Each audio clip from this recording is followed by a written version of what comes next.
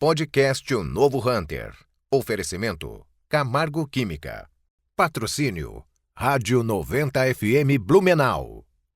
Patrocínio especial Polygin. Apoio Link Comercial, Casa Design, Spirit Energia e Equal.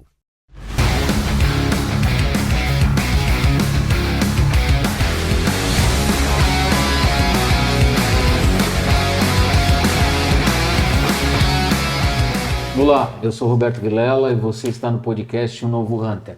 Nosso podcast traz para a nossa mesa de reunião aqui sempre profissionais que fazem a diferença nos seus mercados. É isso, DJ? É isso, e hoje a gente vai falar com o Matheus Fagundes, que é CEO da Audace. A gente vai falar um pouquinho sobre tecnologia, sobre moda, né, e tudo mais que envolve o mercado. Matheus, muito obrigado por aceitar o nosso convite. Eu que agradeço.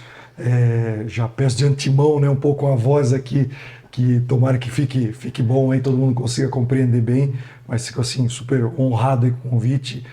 O canal vem fazendo já esse trabalho ao longo de quase 2 anos e me acompanhando, a gente conseguiu encaixar essa agenda aí já com algum tempo e vai ser um papo super legal, super aberto, contar um pouquinho de tudo da história. Um pouquinho pressionado aqui com essa posição, né, de posição aqui, essa ponta da mesa, mas vai ser um papo super agradável. Legal, fica tranquilo que a ponta da mesa aqui não quer dizer que o cara vai pagar a conta, né? Mas assim, Matheus, para nós é uma satisfação ter você aqui. É legal até comentar, né? O Matheus vai falar aí, o Matheus, além de ser CEO da Audaces, é o atual presidente do SMC, né? Recente tomou posse. E é muito bacana a gente poder falar um pouco aí do mercado têxtil, do mercado da moda e de toda a tua experiência e da tua trajetória. De antemão, eu agradeço aí por ter vindo de Florianópolis para nos atender aqui, né? E começa contando um pouco, né, dessa tua história, da trajetória, faz uma linha do tempo para que as pessoas que estão nos assistindo nesse momento entendam, né? Você é bastante jovem e em 2 posições bem estratégicas de mercado aí. Bom, eu acho que é interessante contar um pouquinho da história e ela se divide em algumas partes interessantes, mas no fim elas começam a se conectar. Tudo foi muito cedo, assim, né, dentro da minha carreira, mas principalmente da minha vida, com relação aos meus pais, e foi no esporte. Então, o esporte, para mim, nessa trajetória, tem uma relação muito grande com a liderança. Eu iniciei como criança, meio que ajudando enquanto eu ia jogar futebol, enquanto meus pais trabalhavam, né? Então aquilo foi meio que sendo um hobby, daqui a pouco começou a ser algo, enxergar, em querer uma eficiência, querer realmente ter uma performance maior, e foi levando até um momento sempre em paralelo estudando. Isso era uma premissa dos meus pais. Mas sempre falou, olha, precisa fazer o que quiser além de estudar, né? Então estudar era o principal, mas eu podia ter essas outras atividades. E acabei indo jogar em competição, joguinhos, jogos abertos, e fui no futsal. Daqui a pouco vai para o futebol de campo.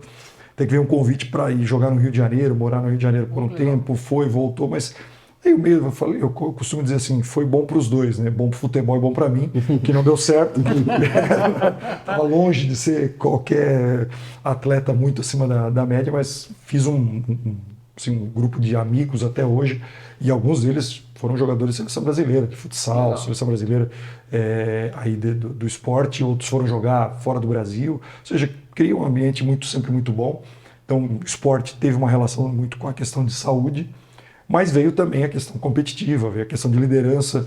Era algo, eu nunca fui o atleta mais habilidoso, nunca fui craque, pelo contrário, mas tinha uma dedicação, tinha uma disciplina, né?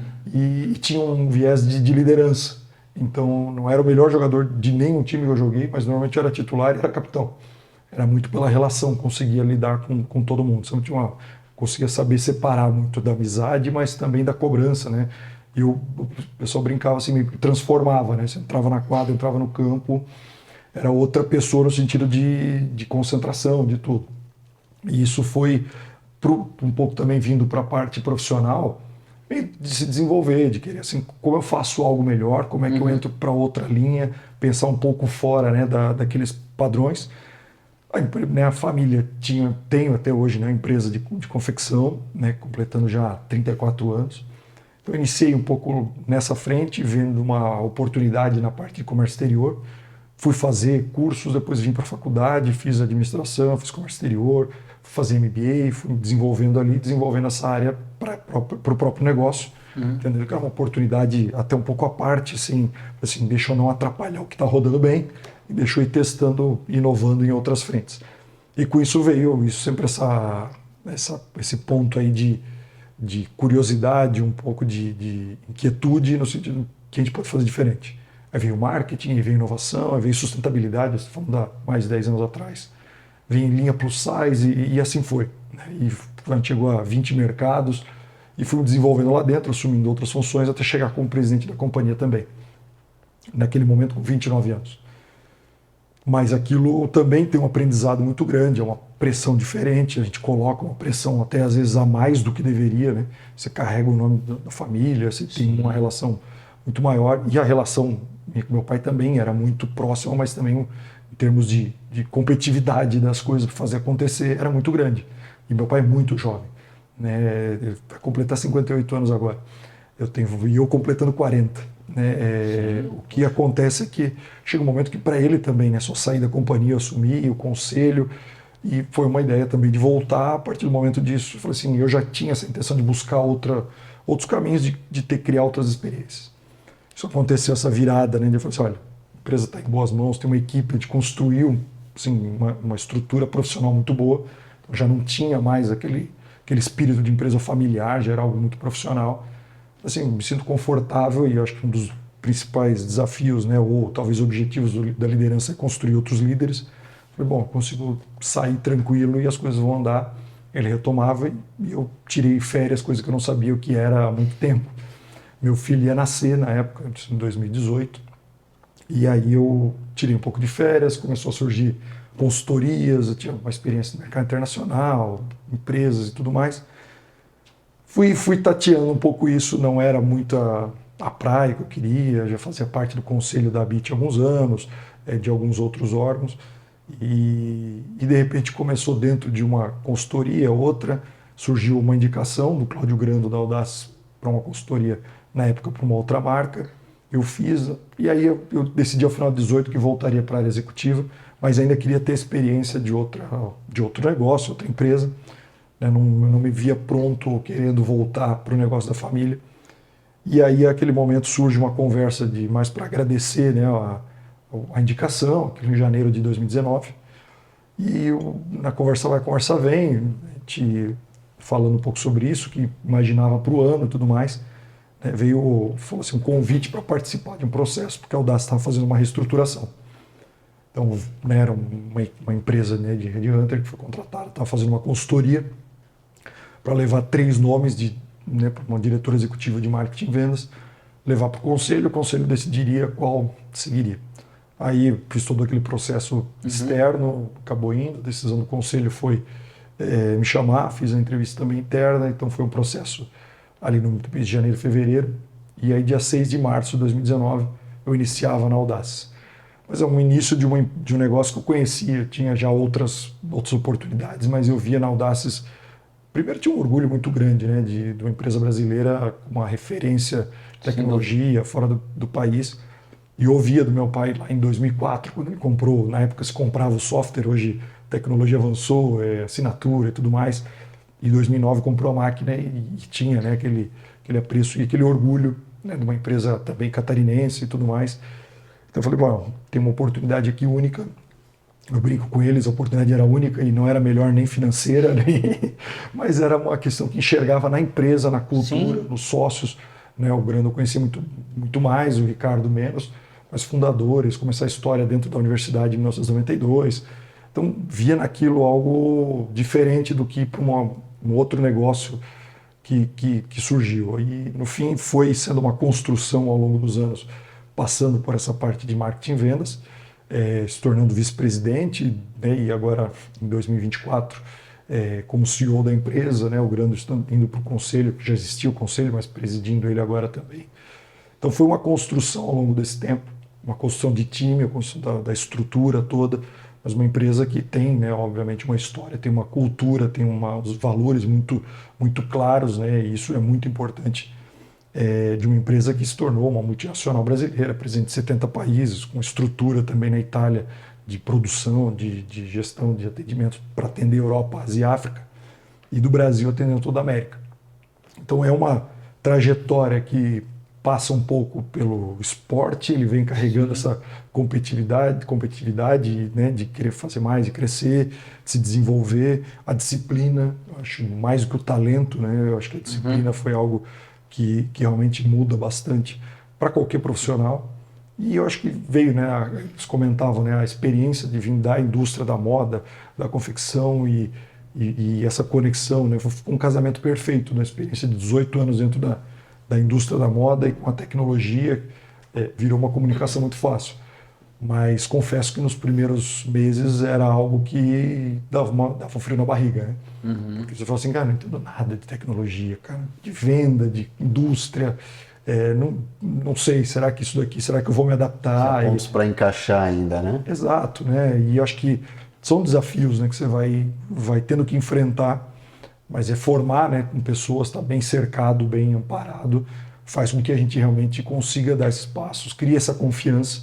Então, fazer um bom onboarding, fazer uma formação com esse time para dar confiança, você vai conseguindo, às vezes, pegar talentos e ir desenvolvendo mais, né, lapidar mais, principalmente. Tem hoje equipes jovens, mas que tem esse desenvolvimento e que a gente busca ir lapidando, porque ela tem o que é o principal, tem a cultura do negócio.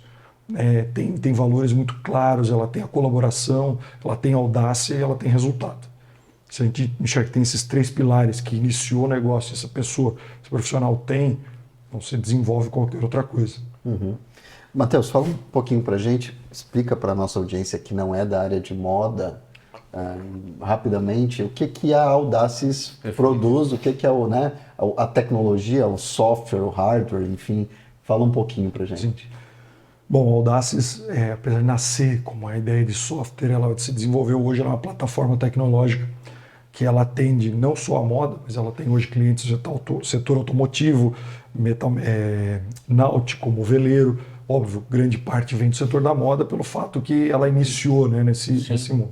Mas ela tem uma plataforma tecnológica que parte principalmente no início na criação, que começa desde a criação de um avatar, desde da concepção num 3D. Ela passa, né, todo por uma estrutura de coleção, fazendo a gestão, né, que a gente chama de Fashion PLM, fazer a gestão de vida, né, o Product Life Manager. Ela passa pela parte de modelagem, tem a parte de encaixe para redução de resíduos, principalmente ganhar eficiência nessa questão de corte. Então ela tem 3 pilares importantes. Uma que é a criação de um negócio, outro que é a produção, um corte automatizado.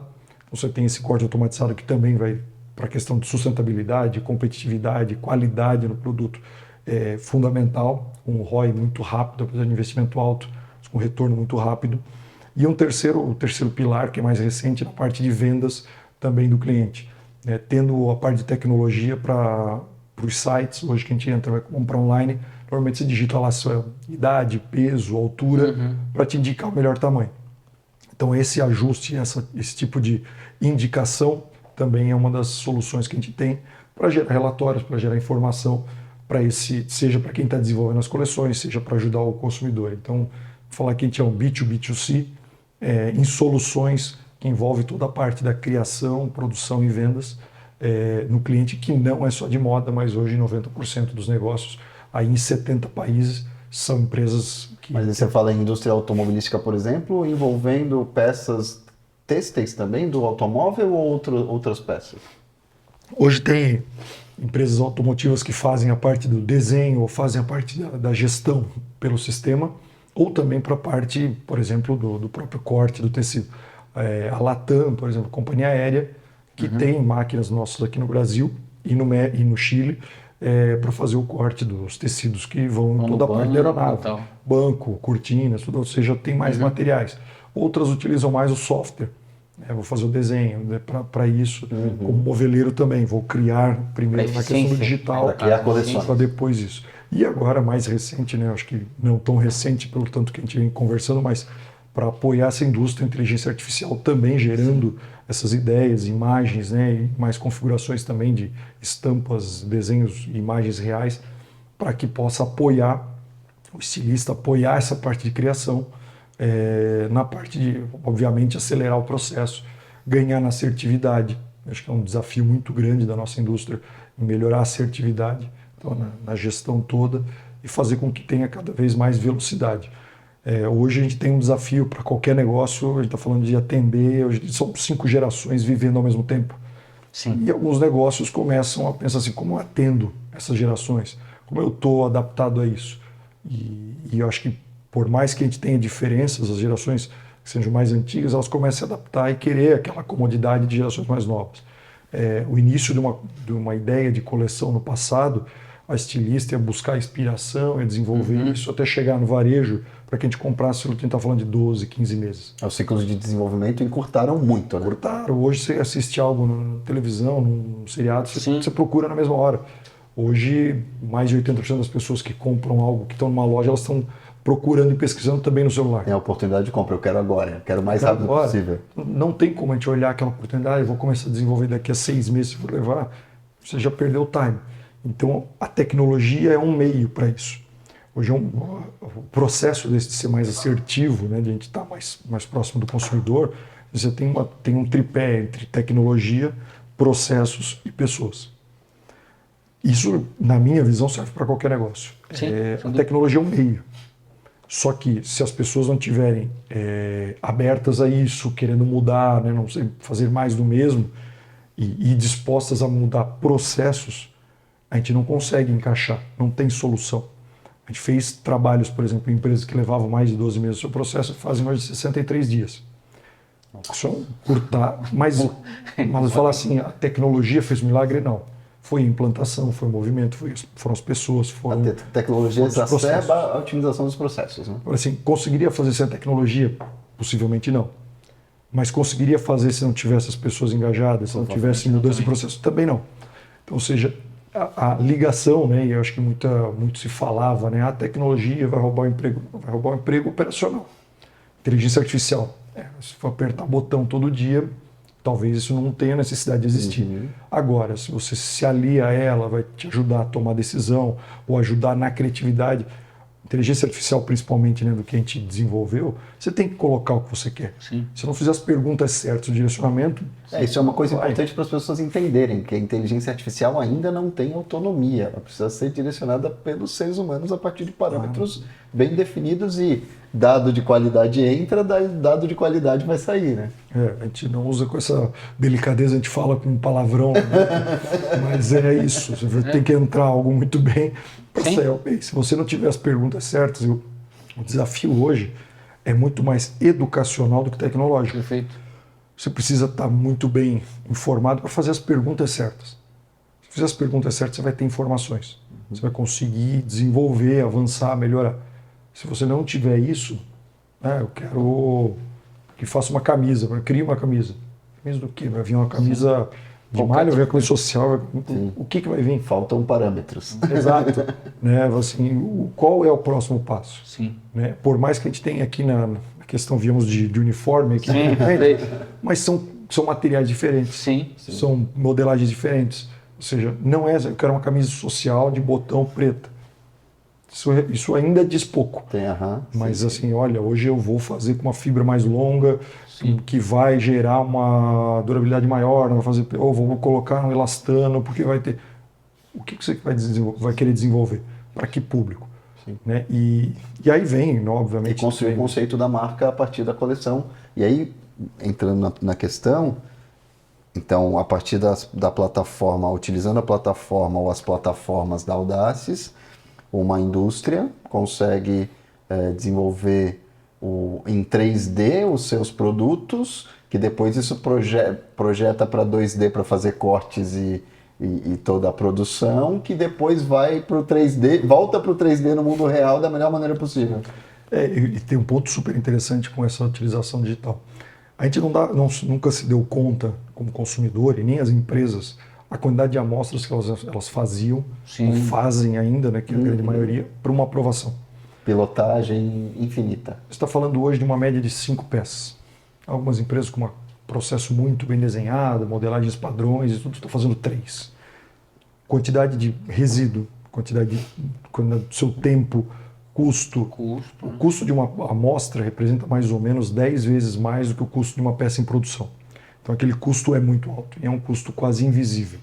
Então olha o processo, a gente discute por margens, a gente discute por muita coisa na nossa indústria. A gente não olha esse A processo indústria desde o da início. moda tem, você falou um termo fundamental, que é o custo invisível, porque está ali no processo, está tendo atento, mas sempre foi feito assim, e continua andando em círculos, né? Falou, sempre foi feito assim, a gente fala... E a pilotagem é arrepio, feita no tamanho M e não garante que o tamanho P vai estar no tamanho certo também. Né? Sim, então digitalizar isso, mas principalmente mudar a cultura, o mindset. Tipo assim, eu consigo desenvolver o mais próximo disso já no 3D. Eu falo assim, as empresas todas que estão utilizando o sistema pararam de fazer amostras? Não, mas hoje eu tenho empresas que fazem uma peça no detalhe final para aquilo. E com muito mais precisão, muito mais precisão. próximo do resultado final. E hoje tem negócios, por exemplo, pequenos negócios que hoje fazem digitalmente, colocam no e-commerce, Validam para depois produzir. Sim, isso. Isso é uma mudança de cultura. Isso é E aí a gente está falando, né, muitas vezes, a sustentabilidade, né, a questão. E se olhava a matéria-prima. Então se olhava o processo. Assim, eu vou usar uma matéria-prima mais sustentável. Ótimo, é um ótimo começo.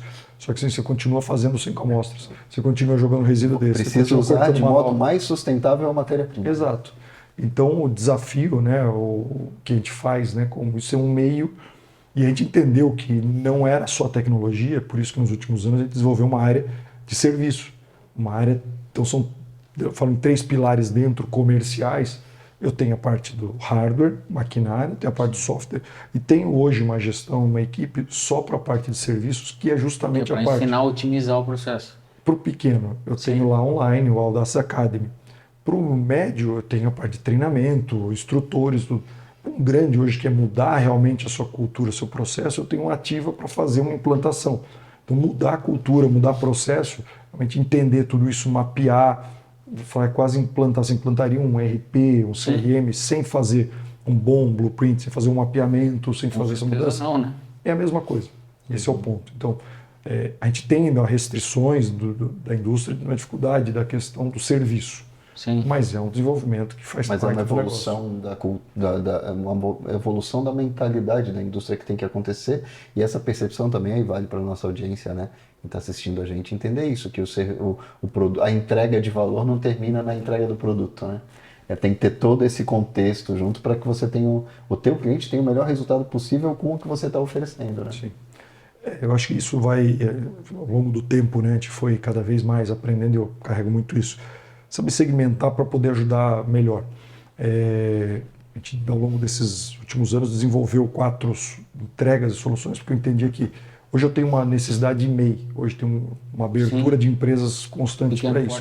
O que eu posso ajudar ele? O que eu ajudo ele não é necessariamente o que eu ajudo o grande. Né? Grandes grupos aqui, como tem no Brasil, que são nossos clientes. Então as demandas são outras. Esse grupo precisa do atendimento imediato, precisa de outras coisas. Então você conseguir segmentar para entregar. Não adianta entregar uma Ferrari se a pessoa, eu brinco assim, você está andando a pé. Você precisa hoje primeiro andar de bicicleta para poder sair de casa e ir até a esquina. Opa, comecei a andar, agora me ajudou, agora eu preciso andar. Melhorou bastante, Melhorou muito, agora eu preciso sair da esquina, mas eu preciso agora ir lá no centro. Talvez a bicicleta já comece a pesar, seja mais complexo. Tem umas ladeiras, tem uma subida. Isso, Blumenau vocês conhecem melhor. Tem uma subida e tal, né? Opa, vou para o carro que me resolve. Então, esse é um processo natural. Desenvolver-se entendendo o segmento. Então, quando eu falo também para outras empresas, e às vezes falo até numa aula que eu faço na pós-graduação, dizer, olha, pensa isso cada vez, que tipo de cliente você está atendendo, como você está trabalhando, para quem você está atendendo. Você pode entregar um produto, um serviço magnífico, mas assim, você talvez comece a ficar fora, porque aquele público precisa de algo um pouco mais direto, mais enxuto, consiga aplicar. Né? Ou para esse outro aqui não, ele tem uma estrutura diferente, eu preciso realmente entregar para mais pessoas. Porque senão você pode fazer um bom planejamento, mas a grande parte dos problemas das empresas não está em fazer planejamento, está na execução. E aí a execução, assim, se ter as pessoas no lugar certo, né, preparadas para aquilo, você pode fazer o melhor business plan do mundo, você pode trazer quem for, não vai gerar muito resultado, porque não tem execução. Então é o desafio de poder apoiar cada negócio no seu momento de vida. Né? E tem um detalhe importante, né? A essa altura do campeonato, uma empresa do porte da Audaces, negligenciar também esse cara da MEI, né? Esse empresário, né? Esse pequeno empreendedor da MEI é um tanto quanto temeroso, porque o Brasil tem muito desse profissional. Que pode então, ser o teu cliente grande no futuro. sem dúvida. E não ter essa solução hoje que apoie e que ajude esse entrante ou esse pequeno empresário é negligenciar uma possibilidade lá na frente, ele está comprando uma série de outros produtos da empresa. Queria que você falasse para a gente, para a nossa audiência agora, a Audaces não é uma empresa com tanto tempo de mercado, é uma empresa relativamente jovem quando a gente compara talvez com alguns dos seus concorrentes. Ela concorre com players internacionais muito poderosos, muito grandes. E o que é bacana da gente ver, a empresa genuinamente catarinense, né, que ela nasceu em Santa Catarina, se desenvolveu e hoje briga de igual para igual com todas as maiores ou as mais conhecidas que até então existiam no mercado. E até esse posicionamento de ter uma planta na Itália, fala um pouquinho para a gente como é que aconteceu esse desenvolvimento quase que exponencial da Audaces, né? De uma hora para outra você vê uma empresa daqui da região, né? Uma hora para outra é exagero, mas assim, e que se equipara e que vira referência, né? Mundial, muito bacana. Tem uma ligação com essa conversa do pequeno que a gente está falando agora. A Audaces, quando começou, ela visava realmente apoiar esses menores. Legal. E a gente tem histórias muito bonitas com isso. A gente traz para a convenção, fizemos uma convenção agora, mês de janeiro, né, meses atrás, uma convenção global, e traz clientes para falar. E o cliente tem muito isso. Ele começou ali pequenininho, foi apoiado, na porta, né? na garagem, aquela coisa, e ele falou assim, nossa, eu realizei um sonho e comprei a máquina. São essas palavras. Legal. E tem histórias de clientes no interior que falam assim, olha, eu vendi o carro, eu tive que vender minha família para conseguir investir no negócio e graças a Deus hoje eu tenho uma estrutura, eduquei filhos, isso, ele entende que foi um parceiro ao longo do tempo. Isso fez com que ao longo desses 32 anos da Audaces, ela fosse crescendo em uma frente que quase foi negligenciada. Um espaço, né? Ela entrou num espaço que não estava sendo ocupado. E aí, obviamente, ela também foi nisso crescendo, e ela se desenvolvendo com produto para poder atender também as empresas hoje em qualquer nível, em qualquer maturidade. Legal. O detalhe que é super importante nesse movimento é que a Audaces, ao longo do tempo, ela sempre teve uma visão dos fundadores de ser global. Então ela nunca veio com uma visão assim, vou fazer aqui, para fazer em Santa Catarina, para apoiar. Não, ela tinha uma visão muito grande. Desde muito cedo ela começava a desenvolver os produtos pensando globalmente, pensando em vários idiomas, e isso é uma premissa há muitos anos do P&D. Tem uma ideia, uma solução. Essa solução é global? Não, é para atender esse mercado aqui no Brasil. Não. Então não serve. Não serve. Isso é uma diferença fundamental de mentalidade de estratégia.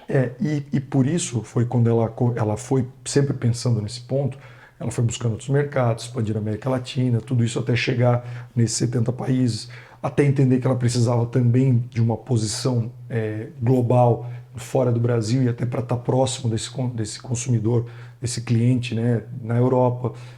Uma troca de experiência, acho que a gente tem uma humildade muito grande de entender que a gente não vai conseguir criar tudo daqui, precisa ter trocas. A gente está num polo de mecatrônica na Itália, que é muito importante também para esse desenvolvimento, para a parte de tecnologia. Tem desenvolvedores nossos da Alemanha, tem isso tudo para ser uma empresa global. E o dedo no pulso no mercado europeu, que é super importante. Né? Exato, super importante. Tem a questão de Ásia, tem na África hoje parceiros super importantes.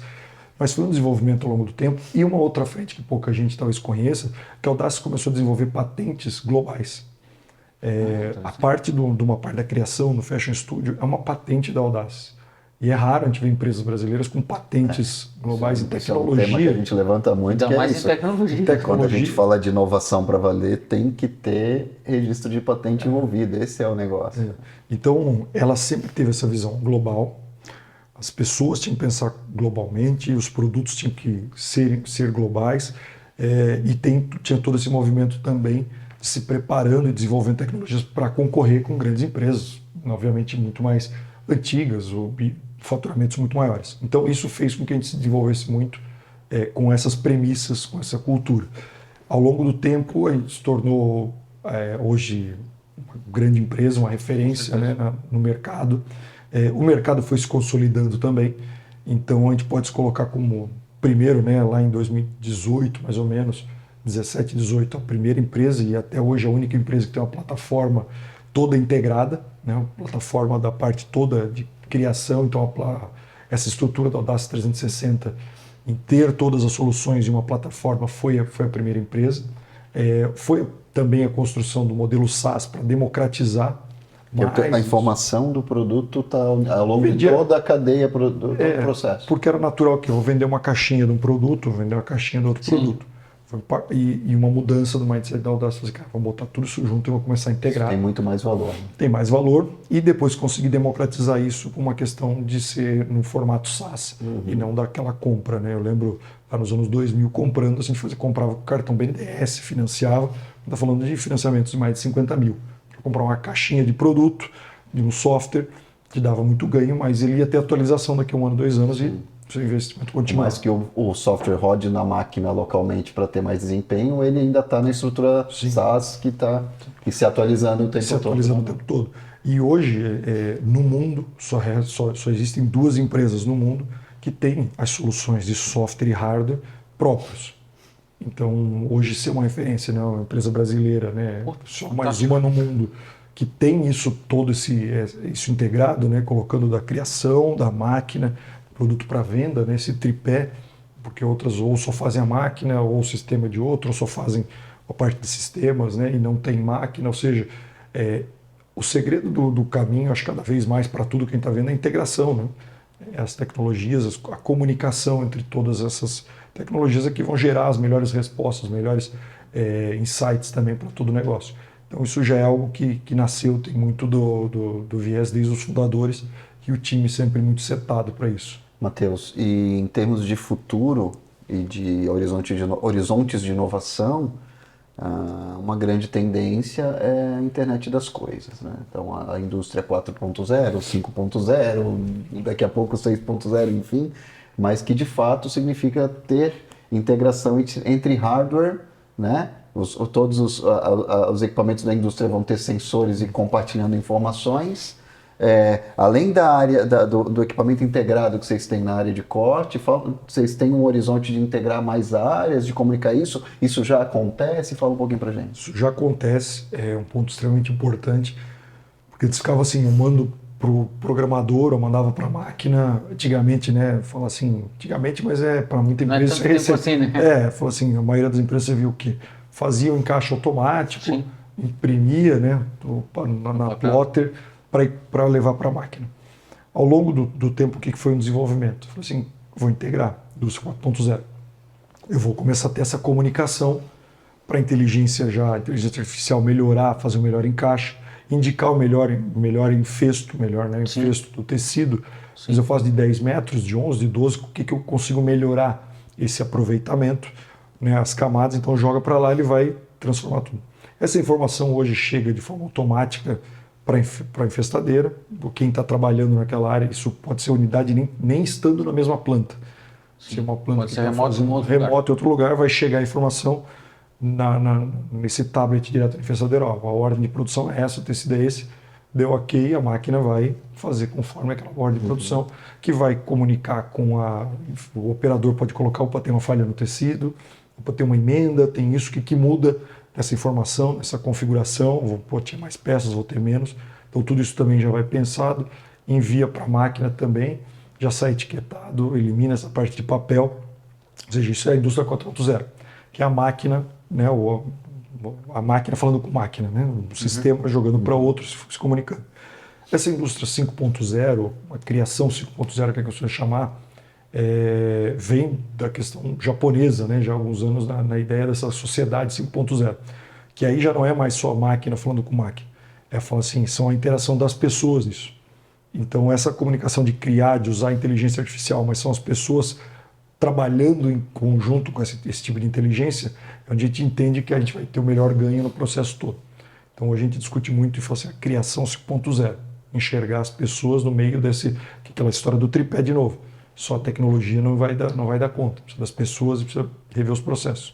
É um fluxo importante. Agora, quando a gente traz para a indústria da moda, a realidade é um pouco diferente. A gente está falando praticamente da terceira revolução industrial ainda. Estou falando de quando muito, máquinas automáticas. Então, né, a segunda... Em níveis de maturidade diferente, indústria, em segmentos diferentes, em empresas diferentes. Praticamente... E mercados diferentes. Eu costumo colocar muito, às vezes, né, tanto na reunião do Conselho da BIT, quanto, né, hoje como presidente do SMC, assim, olha, nós temos um desafio de praticamente fazer 2 revoluções ao mesmo tempo. Não é só colocar a tecnologia, nós automatizar e melhorar todo esse fluxo. É sair do telefone, do orelhão na esquina para o telefone celular, né? Tem que dar um salto de tecnologia. Porque antes é deixar de cortar na mão e colocar uma máquina. Ok, um salto gigante. Só que isso daqui já talvez não seja suficiente se você não melhorar também toda a eficiência. Exato. Então, ao mesmo tempo que é um desafio muito grande, segue também como uma oportunidade. O mundo todo está praticamente na mesma página. Todo mundo passa por isso, todo mundo está buscando melhor eficiência nesse sentido, uma construção ainda. Não é só que toma essa máquina aqui vai. Lá no mercado tal já tem, criaram, inovaram. Não, está todo mundo trabalhando nessa... É a curva de adoção de tecnologia, né? Aquela curva que tem começa aos pouquinhos e depois todo mundo aceita. Né? Isso normal, né? Os 2% de early adopters. Sim. Mas o fato é, a gente já tem que estar em um momento que as pessoas, os profissionais têm que olhar a melhoria contínua e aquela coisa do ganho todo dia, uma melhora nesse processo. E o que a gente costuma ver, que tem mercados que já estão mais acostumados e que são mais competitivos, vamos falar pela Ásia em geral.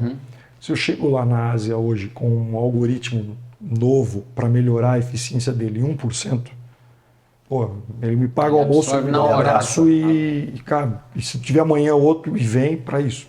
Aqui eu apresento de 3%, 4%, ele não sei se eu quero. Já bem, mas eu vou ter esse sensibilidade, custo, né? Esse custo fixo, mas vai ter esse custo, mas o consumidor já está acostumado. Ou seja, tem uma questão cultural, porque nós somos um país muito fechado.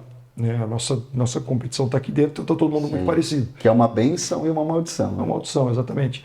Por isso que a gente não tem marcas tão fortes fora do Brasil. A gente tem que desenvolver isso. É uma grande questão. Porque a gente tem competência, a gente tem tecnologia para isso, a gente tem criatividade, ou seja, a gente tem pessoas. O Brasil tem todas as peças colocadas para ter marcas globais de moda. Está faltando alguma coisa a catalisar o processo. E aí isso faz, e eu falo assim, porque eu comecei no mercado externo também, assim, muitas vezes o desenvolvimento que a gente teve de adaptação para o mercado externo foi um passo gigante para uma melhora do mercado interno.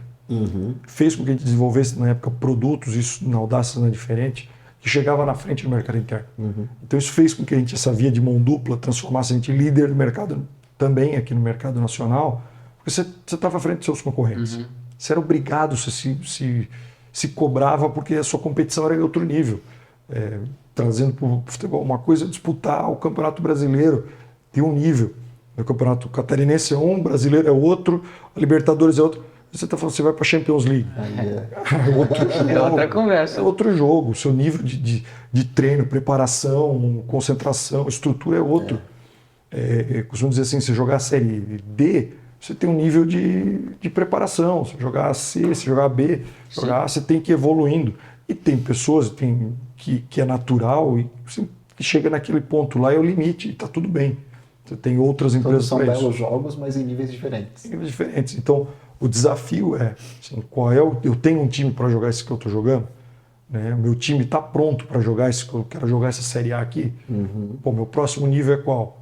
Esse próximo nível tem que começar a preparar gente, desenvolvendo gente para isso. No final das contas, o maior desafio está pessoas em times para crescer. E você tem indústria, você pega qualquer negócio. O 0 para o 1 é o fundador, é na raça. Não precisa de muita estrutura, é na raça. Você faz e vai ali, você escuta, você faz. Do 1 para o 10 já te exige um time, já te exige estratégias e tudo mais. O 10 para o 100 precisa de muito mais gestão, muito mais estrutura, é uma escala. Aí é o teu detalhe do 1%. Exato. Aí que faz diferença. É o detalhe. Então essa virada de fazer um negócio do 0 para 1, uma coisa, do 1 para o 10 é outro, do 10 para o 100 é outro. Só que não dá para a gente chegar em empresas que funcionou muito bem até aqui, ela achar que vai funcionar igual nos próximos 10, 20, 30 anos. A gente está vendo mudanças gigantescas e muito rapidamente com a Shein, com a Temu, com esses concorrentes que são não necessariamente indústrias de moda, mas estão revolucionando a indústria da moda com sistemas de... Eles são uma plataforma de moda. Se você sempre colocar nenhum parêntese, porque sem entrar no mérito Sim. da questão tributária, fiscal, Sim, acho que sim. tem, né, da isonomia fiscal, mas pensando como negócio só. Eles foram construindo sem indústria nenhuma, mas com tecnologia, entendendo o consumidor e buscando informações, Uma desenvolvendo conexão tecnologia. com os consumidores, né? Mas eles são uma empresa de tecnologia, nós somos uma indústria de moda. Então é diferente como a gente transforma a nossa indústria também, mais indústria com mais dados, com mais tecnologia, Exato. com mais informação para tomar decisão rápida.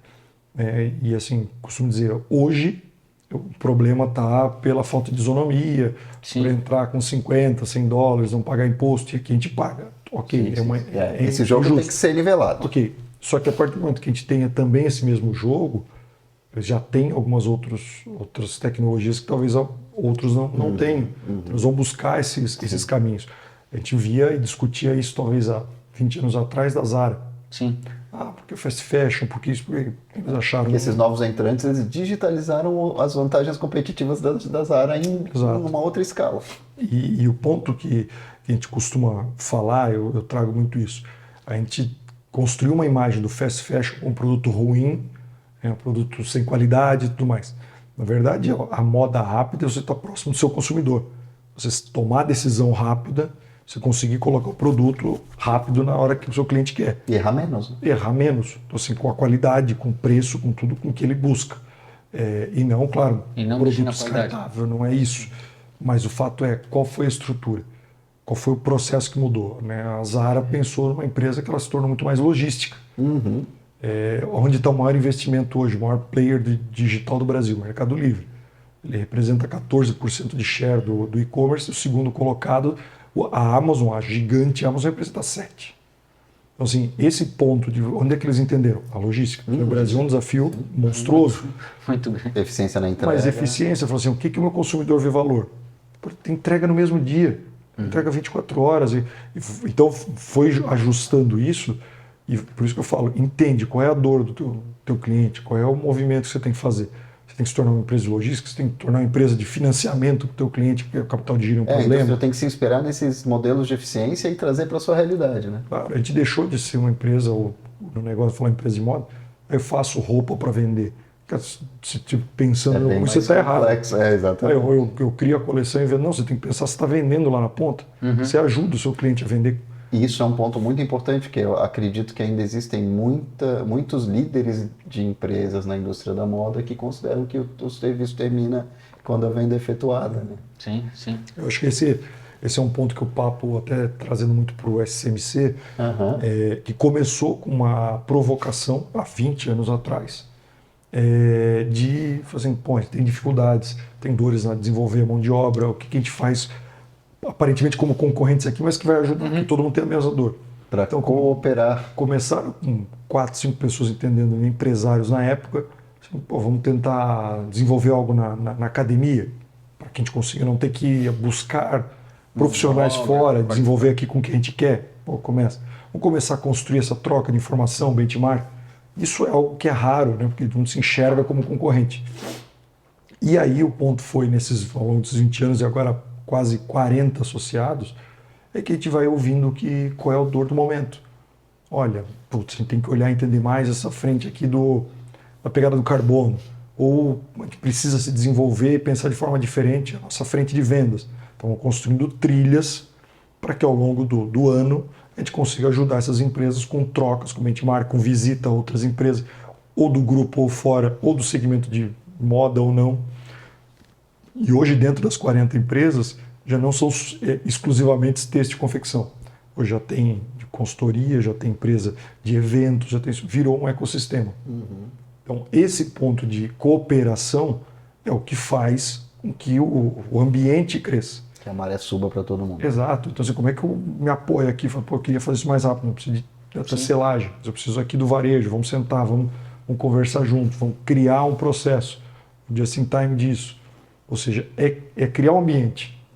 O SMC é isso, criar o ambiente, criar, né, a provocação para que as empresas se desenvolvam, inovem. Então, eu acho que isso vem sendo trabalhado com maestria nos últimos anos. Eu falo, ajudo muito, se eu não atrapalhar, já ajudo muito, mas eu falo assim, a troca é essa. Sim. É ouvir, construir, e tá todo mundo ali nessa discussão rica para que todo o negócio, todo o ambiente se fortaleça. Eu acho que isso serve, né, para o nosso negócio, serve para o Brasil todo. A gente tem muito potencial, assim, pouco explorado, e que a gente não pode, nunca vai ser uma questão de depender do governo A, B, C. O desafio no final do dia está nosso, né, da porta para dentro. Deixa eu fazer o meu aqui, porque tem muita coisa, o básico bem feito, e depois o próximo passo. Então, eu acho que aí já tem bastante trabalho e oportunidade. Matheus, fala pra gente um pouquinho do teu estilo de liderança. Afinal de contas, você comentou na abertura que você, quando entrou no esporte, sempre teve esse papel, né, de capitão de time, ou pelo menos na maioria das vezes. Aí você tem uma trajetória dentro da empresa familiar e assume a posição de CEO na empresa familiar. Depois você tem o início aí na Audaces e atinge novamente essa posição de CEO e agora na SMC. Como é que é o Matheus como líder? Como é que é o perfil? O que você gosta? Como é que você trabalha essa questão da liderança? Isso é bom ouvir deles, né? Mas eu acho que eu sempre tive uma questão muito colaborativa. Nunca fui muito de querer ou achar ser centralizador ou de tomar essa decisão sozinho. Eu acho que a posição já é uma posição extremamente isolada, né? Sim, Você já tem um desafio. Eu sempre gostei de ter essa troca com outros CEOs, com outros amigos de outros setores, independente das posições, ouvi muito. Sempre ouvi, sempre troquei muita ideia. Então, com grandes amigos do setor farmacêutico, que eu trocava uma ideia, eu pensava, opa, isso aqui, se eu adaptar, isso faz sentido, eu posso trazer para o meu negócio. E assim sucessivamente. E com isso eu trazia para o time também. Eu falei assim, olha, meu objetivo é não precisar estar aqui. Meu objetivo é que o negócio ande e eu consiga cada vez mais pensar algo diferente, outra frente, outra vertente. Eu faço o negócio ajudar a crescer, abrir outras portas. Então, que eu ajude nas conexões, que eu ajude a abrir com ideias. E eu tenho um time preparado para isso. Eu não tenho que tomar decisão. Então, ao longo do tempo, eu sempre pensei nisso. Acho que foi uma transição muito boa na própria Dois Rios. Na Audaces, com um time que vem crescendo também. Para assumir, né, fica muito claro, né, você tem que ir abandonando movimentos que você tinha nessa posição para assumir outra. Se for carregando o que você fazia, meio que seja uma pontinha daquilo que você fazia lá atrás, chega uma hora que é insustentável. Então você tem que realmente ir construindo, não delargar, mas delegar para que realmente o time se ajude, direcione e depois ele caminhe, você consiga pensar em novos desafios, em outras frentes. Então acho que me ajuda a desafiar o tempo todo, tendo um time que rode. Consigo sair, né? E eu acho que isso foi um ponto de aprendizado ao longo do tempo. Eu tenho que tirar férias, eu tenho que ter a cabeça, eu tenho que buscar outras alternativas, eu tenho que ter troca com outras áreas. Se eu ficar 24 horas no escritório, vai chegar um momento que eu vou mais atrapalhar do que ajudar. Minha cabeça não vai pensar mais do mesmo. Então, estava 2 semanas fazendo imersão de uma capacitação e tudo mais para pensar em questões estratégicas e tudo mais. A gente está discutindo do M&A, a gente está discutindo expansão, expatriação de colaboradores em outros mercados. Ou seja, preciso estar pensando nisso. Sim. E o time tem que estar pensando, olha, nessa etapa aqui você está nessa fase que você tem que pensar no estratégico, aqui está no tático, aqui está no operacional. Como está dividido o teu time para isso? Para que rode você tenha os checkpoints. Eu costumo ter reunião semanal de diretoria, eu tenho uma reunião one-on-one com os liderados direto, eu gosto de ter outras reuniões também de status, com comitês, aí não na mesma frequência semanal, tem comitê de produto, tem várias frentes. Mas é participar dessas frentes e anda. E você sabe o que está acontecendo, você tem uma direção, outra, mas não é aquela de estar o tempo todo dentro do escritório para fazer reunião, e aí você não consegue parar para pensar um pouco mais. Eu vejo isso é bom você ter o feedback, é bom estar próximo, né, de toda a equipe, e ouvir também em outras áreas, não diretamente somente com os líderes diretos. Eu gosto de faço uma vez por mês, por exemplo, um café com o CEO, com todos os aniversariantes do mês. Na fábrica, para sentir as nuances, né? Deixa eu ouvir, lá eu escuto assim, histórias incríveis. Isso daqui é inspiracional, né? Você ouvir aquilo de quem está 15, 20 anos no negócio, ele conhece muito mais do que eu disso. Ele viveu muito mais. Ele tem aquela cultura. E ele ajuda, mais do que eu falando algo, ele ajuda aquele que está 2 meses. Sim, a Então, influência 20 é muito maior do que eu falo, Claro. cara, isso aqui é legal, aqui é muito bom. Se eu falo assim, cara, passei por situações, a empresa esteve próximo, eu consegui me desenvolver aqui, entrei para quebrar um galho de recepcionista 15 dias, por 15 dias, acabou surgindo outra oportunidade, fui ficando há 20 anos, né, no RH. Que legal. Assim, fui crescendo e é uma história, são várias histórias bonitas. Então acho que o fato de se envolver nisso também te dá uma percepção de você tem que estar aberto, você tem que estar ouvindo todas as pessoas do negócio, você tem que ir para o mercado também ouvir teu cliente, você tem que buscar outras alternativas para o negócio para que tenha uma troca com o time, né? Que você dê cada vez mais direção, cada vez mais luz e o time competente para conseguir colocar aquilo, para discutir de forma, pô, o que você está falando aqui, eu acho que tem esse problema. Mas é muito do ser rápido, não errar. Então, testa, validou, opa, começa a ganhar escala.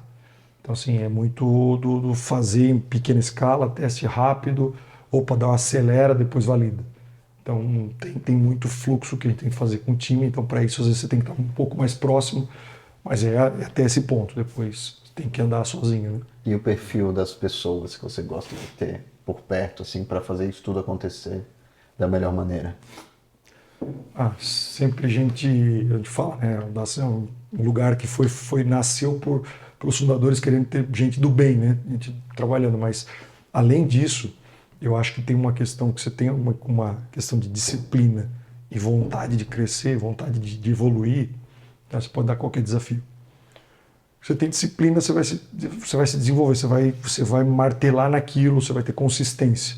Mas o que pico, você vai ter consistência. Acho que é um desafio para qualquer profissional. Se tem uma pessoa que é obstinada a evoluir, quer crescer, cara, você cresce, faz tudo crescer.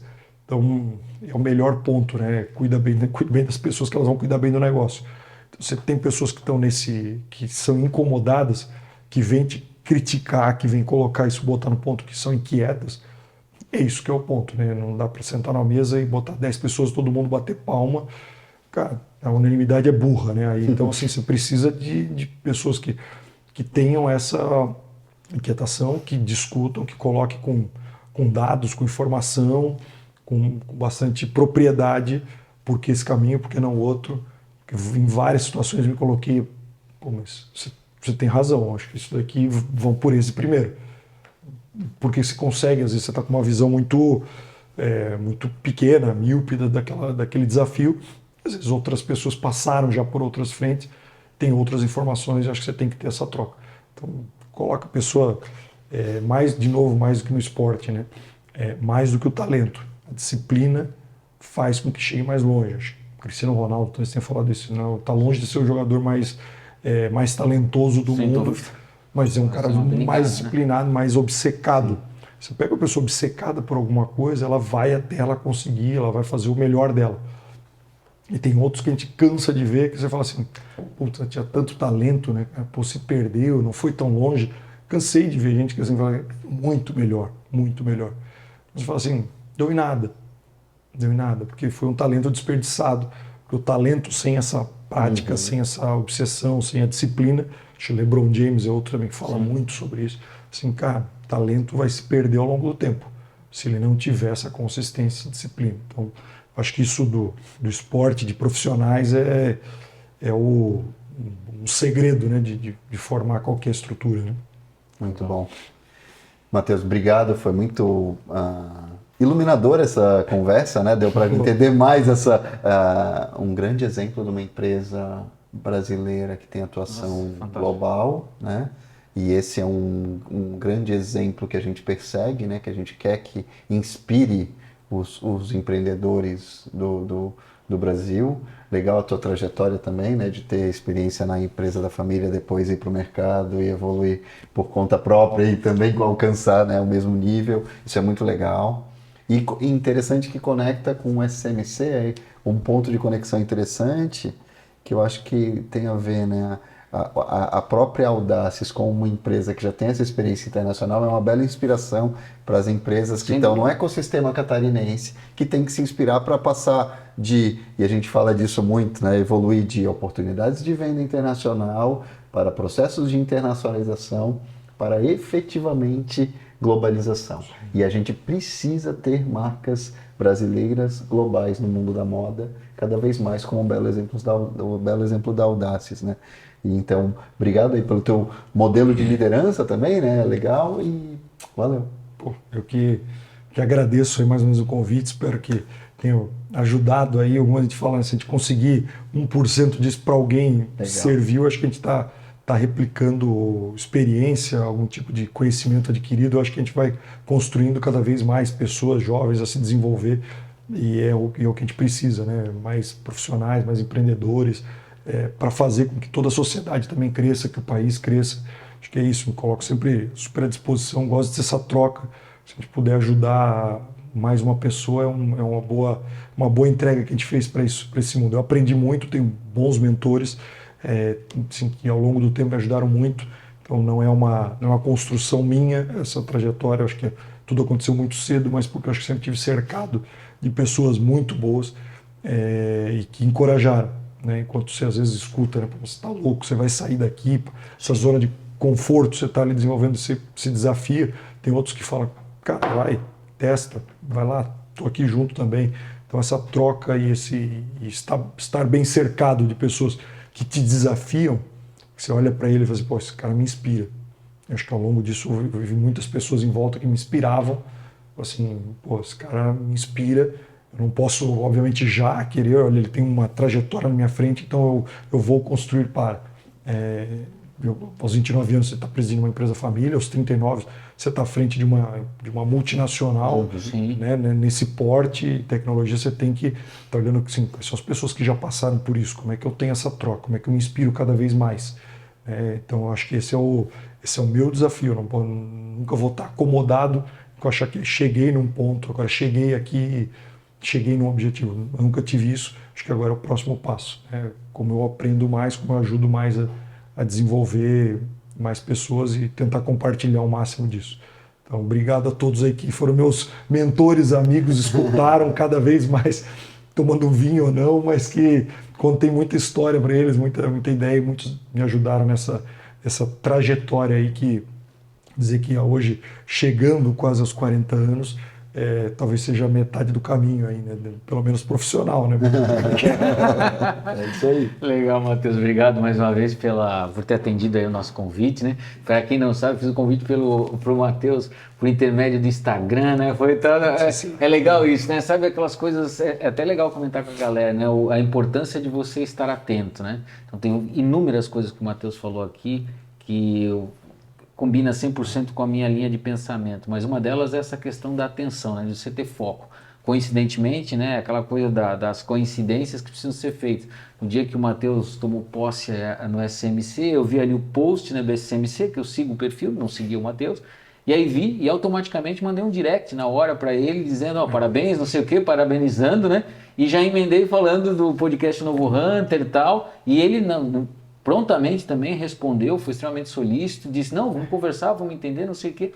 E aí a gente acabou marcando. Então é legal isso, que as pessoas entendam que às vezes as oportunidades, elas exigem atitude, elas exigem coragem, né? Então a atitude de ambos, né? De repente sair de uma posição e dizer assim, pô, não vou fazer abordagem, e ele mesmo, não vou responder o cara que está de repente entrando em contato. A simplicidade, por vezes, leva a oportunidades, né? A gente tem o Matheus nesse momento aqui, porque ele foi extremamente solícito e atendeu. E uma outra coisa que ele falou que eu acho extremamente importante, que cabe reforçar aqui. Não é o primeiro executivo que senta aqui nessa cabeceira da mesa e fala da importância de você ser disciplinado. Eu falo por vezes isso, né, em vídeos e em materiais. Sempre acreditei muito no que o Matheus acabou de falar, que não necessariamente é o talentoso que tem sucesso, é o disciplinado que na maioria das vezes vai ter o sucesso. O talentoso, se tivesse um pouco de disciplina, ninguém o segurava, mas a maioria das vezes ele não a tem, e esse é o grande problema. Nós temos dentro da nossa indústria, dentro do nosso mercado, pessoas talentosíssimas, mas que por vezes perdem para elas mesmas ao longo do processo, porque não entendem que seria importante a disciplina. O Matheus tem a disciplina, reforça essa questão. A gente teve o Christian Mora aqui falando também, né, piloto, né, e que tem uma empresa, esporte, executivo, né? De novo reforçando esporte. A gente teve vários executivos falando sobre isso. Então é interessante que você fique atento com relação a essa questão, né? Não perca para você mesmo em detrimento, de repente, de preguiça, de achar que não é importante, porque foi difícil. E esse lance de se desafiar, saindo de uma zona de conforto, sendo o CEO de uma empresa familiar, que estava tudo tranquilo, É fantástico, porque mostra para as pessoas uma outra coisa muito importante, cara. Se você tem um sonho, se você tem um desejo, não fica nessa de que não vou me arriscar. O risco faz parte do processo. Só cresce quem se arrisca. Essa que é a grande realidade. Valeu, se você acompanhou o episódio de hoje, né, teve a oportunidade de ouvir essa história fantástica do Matheus, aproveite para compartilhar com seus contatos, né, para dizer, né, da importância de estar seguindo aí o podcast Novo Hunter, de acompanhar, de se inscrever no canal. Uma outra coisa legal que a gente fala, né, Matheus? A gente tem aí a oportunidade de entregar para as pessoas histórias de executivos e executivas que levaram 39 anos, né? O cara é jovem, né? Eu fiquei até apavorado, né? Eu com 52 aqui, o cara 39 anos. Então, cara, assim, cara, é uma história e que pode ser resumida e condensada em 1 hora de episódio, né? Quando é que você consegue isso dentro de uma universidade? Quando é que você consegue isso em algum outro lugar, né? São poucas as oportunidades, então aproveite. Valeu, forte abraço.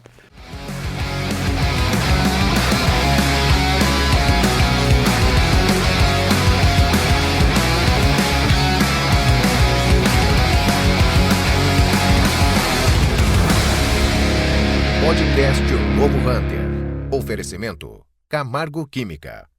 Patrocínio Rádio 90 FM Blumenau. Patrocínio especial Polygin. Apoio Link Comercial, Casa Design, Spirit Energia e Equal.